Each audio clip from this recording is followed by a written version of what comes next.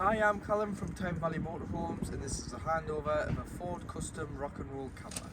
So as we start the walk round on the driver's side of the vehicle first, just below the skirt here on the side step, you've got a waste outlet pipe here, which is from your sink.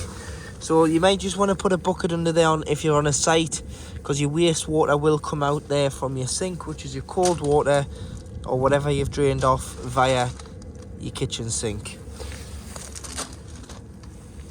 This is how you hook the vehicle up. You get your hookup lead, lift the collar, slide onto the motorhome first, then the power point on the site, or at home, and do it in reverse order when unhooking, so that you're never walking around with a live lead. To fill up with water, which is cold water, which is 25 litres, you'll need to use your water key, because it's a lockable cap. Unlock that.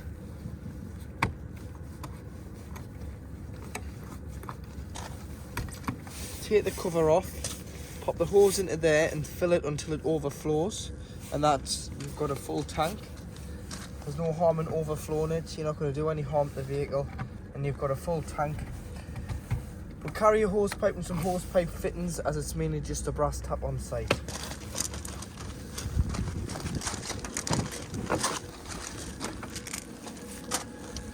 At the back of the vehicle,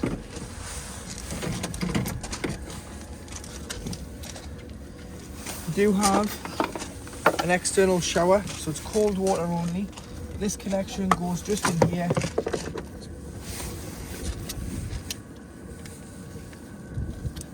And if you press the trigger gun,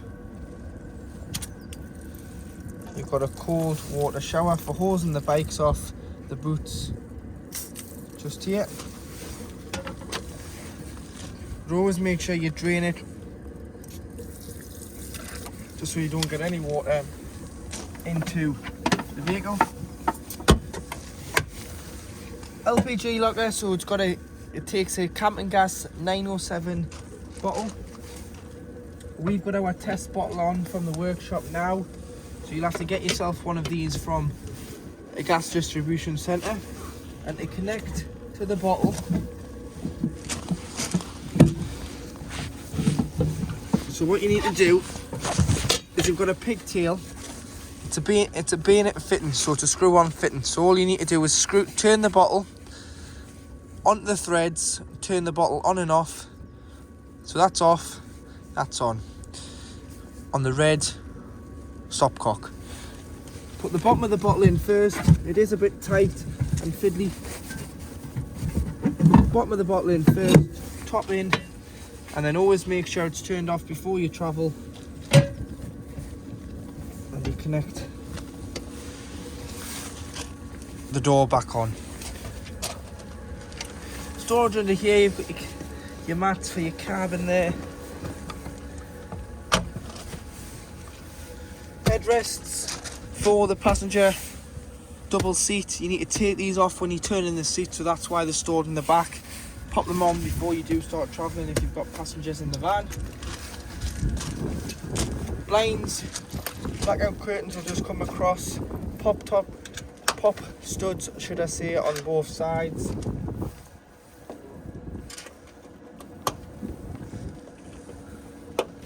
Which are on all the windows in the vehicle.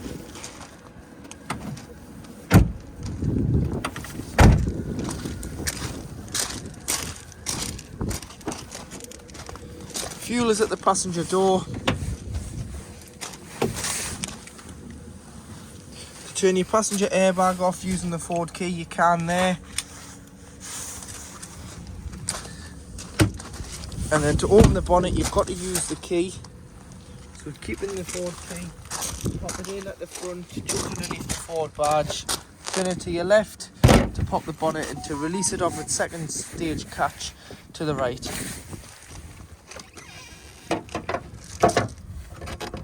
And in here you've got your various fluids, so you've got your screen wash, power steering fluid and your brake fluid, your coolant, your positive for giving or receiving a jump start, your oil, dipstick, and then you just earth just down here off that metal strip there for your negative for giving or receiving a jump start off the vehicle or giving another vehicle a jump start off the camper. So on your control panel, you've got your on off button here, which turns on your 12 volt system off your leisure battery. If you're hooked up, you will also get 240 volt. If you're not hooked up, you will just get 12 volt. You can view your leisure battery reading by clicking the leisure battery, and you always want the blue light to be on the leisure battery, as this is the battery that's given the power to the motorhome side of the vehicle. You don't want to be using the vehicle battery to power the motorhome, as you can flatten the engine battery. But clicking on here, you can view your leisure battery and your vehicle battery readings by clicking between the two batteries. You've got your pump for your cold water tap, and you've got your master switch for all your lights, which are all then individually switched around the motorhome. 12 volt charger, 12 volt cigarette lighter, one USB, two USBs there, two 240 volt sockets, so you've got to be hooked up for them to work, and you've got a fast charger here for devices that take wireless charging, as it's a wireless charging pad. And your heating, I'll come back to your heating, as it's at the moment it's shutting down, but I'll show you how to start it back up when it shuts down, as it does take a little while to close itself down as it goes through a cycle of getting rid of the wasted hot air. So now the diesel heater's shut down properly. With the diesel heater, you need to make sure that you've got a quarter of a tank of diesel in the main engine tank or more for the heater to work, as the engine intake is a lot lower than the heater intake, just so that if you did have it on for a long period of time, you'll never run out of diesel to start the vehicle and go and grab some more diesel. So to turn it on, click here. You want heating, enter.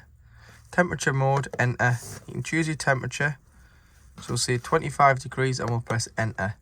And it says there it's going to run for 5 hours. You can adjust that.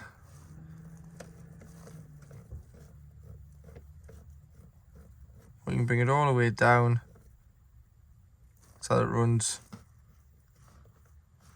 manually. I just press in, and now it's going to heat the vehicle as it is up to 24 or 25 degrees like I've set.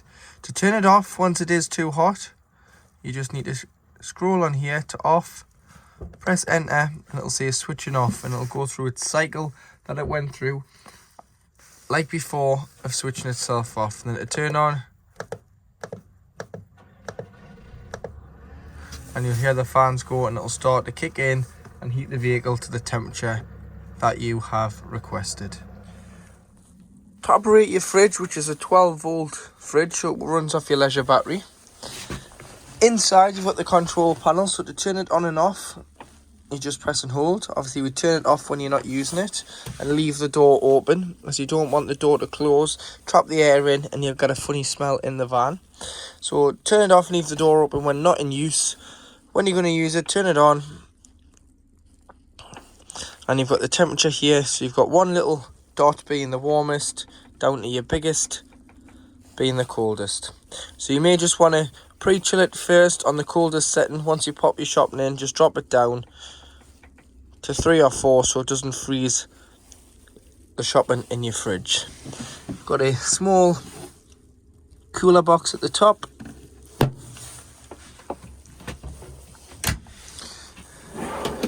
Cutlery drawer. Storage underneath the grill, and storage beside it. To operate your grill,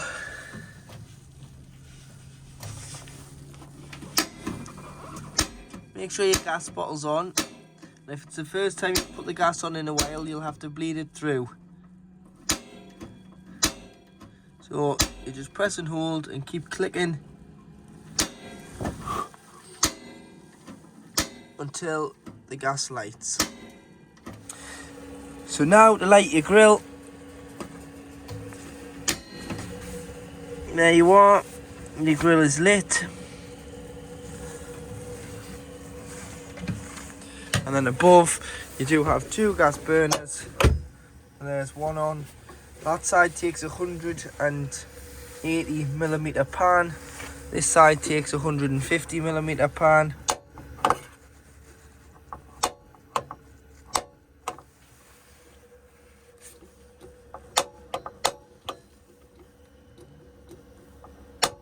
There you are, there's the other side lit. So that's both sides of the hob lit and the grill. There is gas isolation taps at the back, that's in the open position. Turn it the other way and you'll be able to close it off. Any problems with gas, turn the bottle off to be safe. In here is where you'll find your EC155 power supply unit. So when hooked up, your charger's on, you've got your trips on mains electric, and you've also got your fuses on 12 volt. All your fuses are listed here, what fuse does what and what amperage it takes. So do carry some spare fuses with you, just in case a fuse does blow. You can replenish the fuse by pulling it out, like so, and checking the fuse at the top. If that was to be disconnected here and the fuse was gone, blown, you wouldn't see that line there at the top, and that would indicate that you need a new fuse. To operate your rock and roll bed, the handle in the center here, you need to lift up.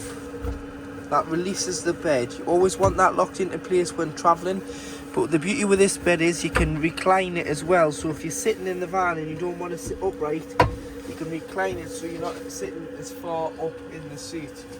But lift that all the way up and then slide the bed down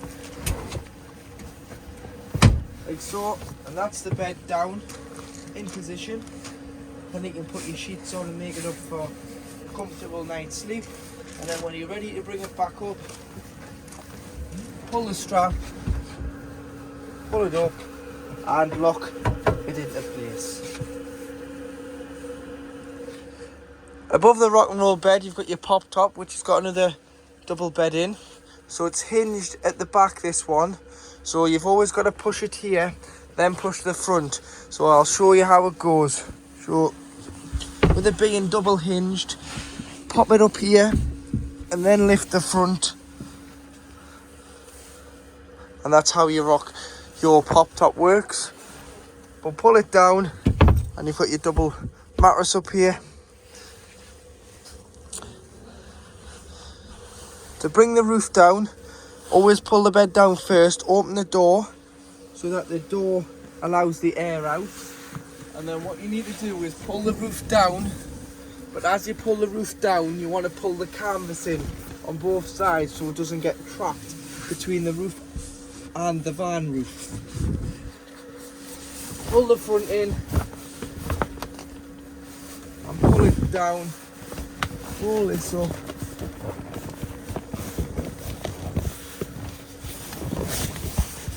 In. And then you've got 2 straps on either side. You can either completely take the strap off or just leave it on, but just pull it all the way down to the bottom. Connect the strap here, slide that up and pull it tight, and do exactly the same on the driver's side. So make sure there's no kinks in it and it's straight.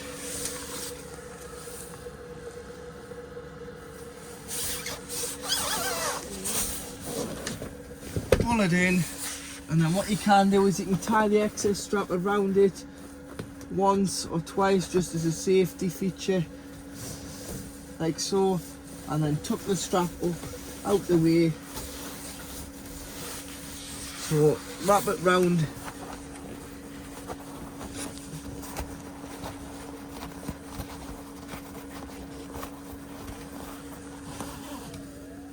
Pull it through.